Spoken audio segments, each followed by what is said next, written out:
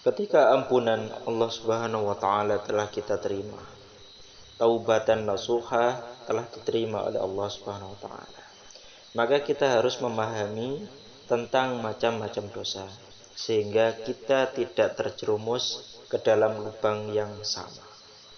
Yang pertama, dosa yang disebabkan perbuatan meninggalkan kewajiban-kewajiban yang diperintahkan oleh Allah Subhanahu wa taala. Contohnya seperti meninggalkan sholat, puasa Ramadan, zakat, ataupun janji kafarat dan lain sebagainya. Maka jalan keluar dari dosa seperti ini adalah dengan mengqadha kewajiban-kewajiban yang ditinggalkan. Itu selama masih mungkin dikerjakan. Atau memang ada syariat yang memungkinkan untuk mengqadhanya. Yang kedua, dosa antara diri kita dan Allah Subhanahu wa taala.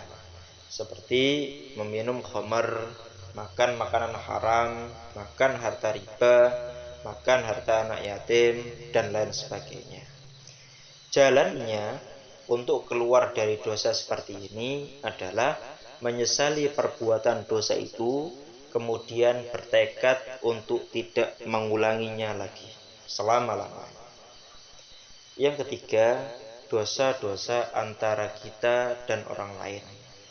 Inilah jenis dosa yang paling sulit dan berat dalam penanganannya. Dosa-dosa antar sesama manusia biasanya menyangkut 5 perkara. Berkenaan tentang harta, personal atau pribadi kita, berkenaan tentang perasaan, berkenaan tentang kehormatan, maupun agama. Untuk dosa ini yang menyangkut perkara harta, maka kita wajib mengembalikan harta tersebut. Misalnya kita mengambil atau mencuri atau menggosok dan lain sebagainya, wajib mengembalikannya. Ya, berhutang kemudian tidak dikembalikan, maka wajib untuk mengembalikannya dan lain sebagainya. Karena bisa jadi hal yang berkenaan tentang harga ini akan memungkinkan manusia mengalami kemelaratan dan kemiskinan. Sehingga hendaknya kita semuanya meminta kehalalan dari harta tersebut, sehingga kita tidak mendapatkan azab di dunia, apalagi di akhirat kelak. Namun jika tidak mampu melakukan, disebabkan orang tersebut tidak tahu keberadaannya ataupun sudah meninggal dunia, maka bersedekahlah dengan atas nama orang tersebut. Apabila yang terakhir ini tidak sanggup dilakukan, atau istilahnya untuk mengembalikannya itu tidak memungkinkan, maka banyak-banyaklah berbuat kebaikan. Semoga Allah menerima taubat, Allah mengampuni dosa-dosa kita, dan Allah mengampuni seluruh dosa-dosa yang berkenaan dengan orang tersebut. Kita memohonkan doa juga kepada orang yang kita hutangi atau mempunyai permasalahan harta dengannya, supaya orang tersebut merelakan dan tidak menagihnya di hari kiamat kelak. Untuk perkara personal, misalnya pernah memukul, pernah menyakiti, dan lain sebagainya, hendaknya meminta maaf dengan benar-benarnya maaf, atau memberikan kuasa kepada dia untuk melakukan qisas atau melakukan hal yang serupa. Jika dulu kita pernah menampar, maka bolehlah orang yang dulu kita tampar kita mengalami tamparan serupa dan lain sebagainya. Jika itu tidak kita lakukan atau tidak mampu kita lakukan, hendaknya kita bertaubat kepada Allah dengan segenap kerendahan hati, memohon dan berdoa kepada Allah Subhanahu wa taala sehingga si korban bersedia merelakan perbuatan dan tidak menagih di akhirat kelak.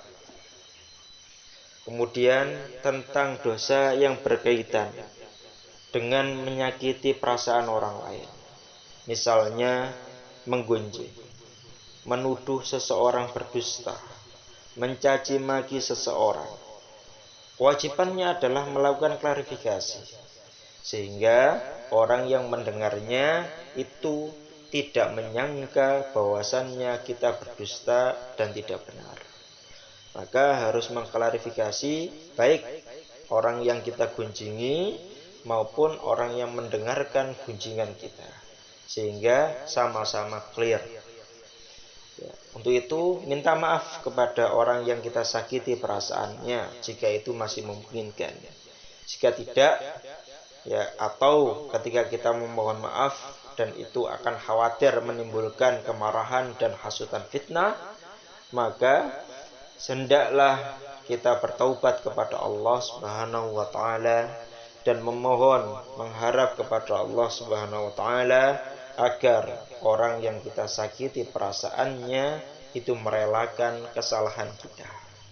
Lalu banyak-banyaklah memohonkan ampun untuk orang tersebut sebagai ya balasan atas kunjungan kita, ya, terus amarah kita, terus ucapan kita yang menyakiti mereka.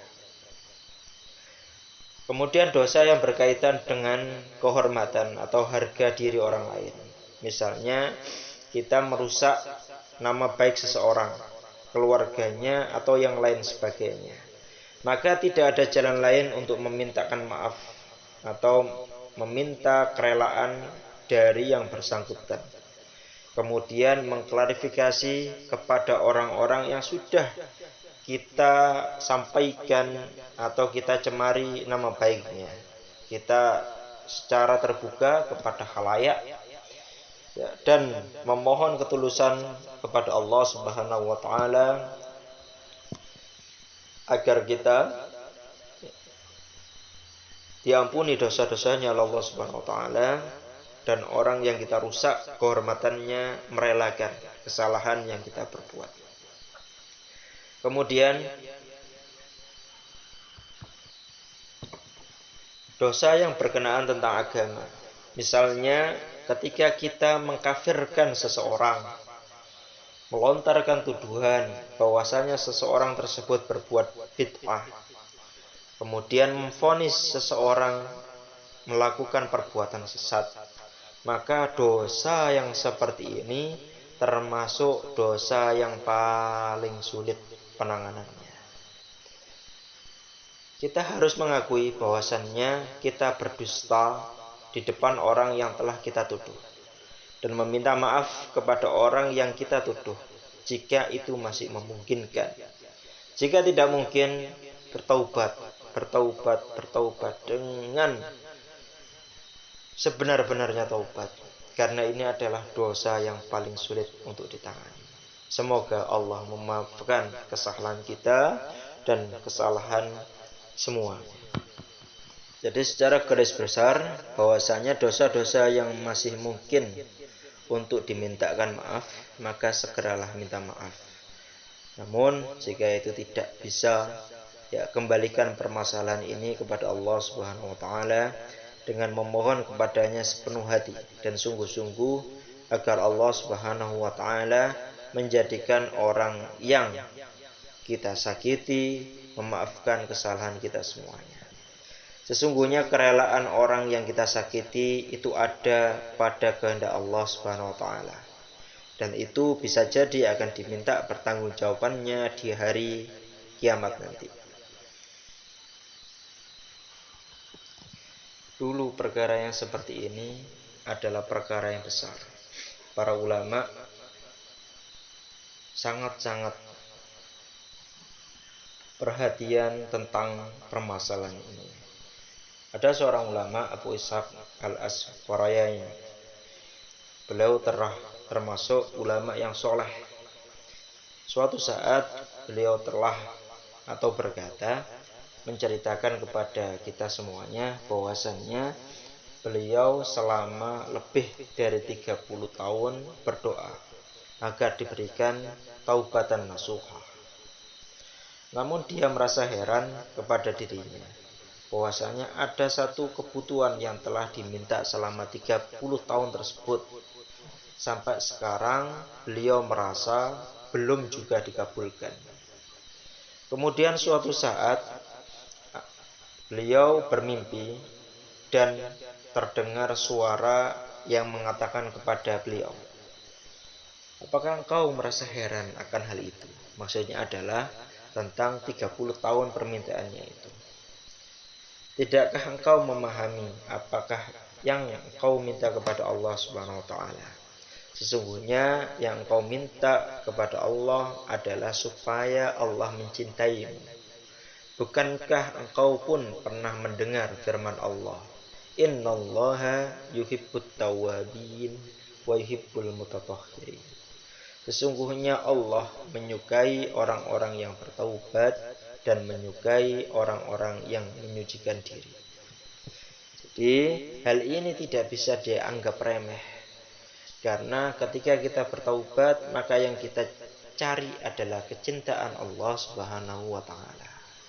Mencari cintanya manusia saja kita membutuhkan waktu, apalagi mencari cintanya Allah Subhanahu wa taala. Maka betapa besar perhatian seorang ulama, dan kita bisa mencontoh perhatian ulama tersebut supaya kita benar-benar menikmati, benar-benar bersungguh-sungguh dalam hal ini untuk mempersiapkan bekal di kehidupan akhirat nanti.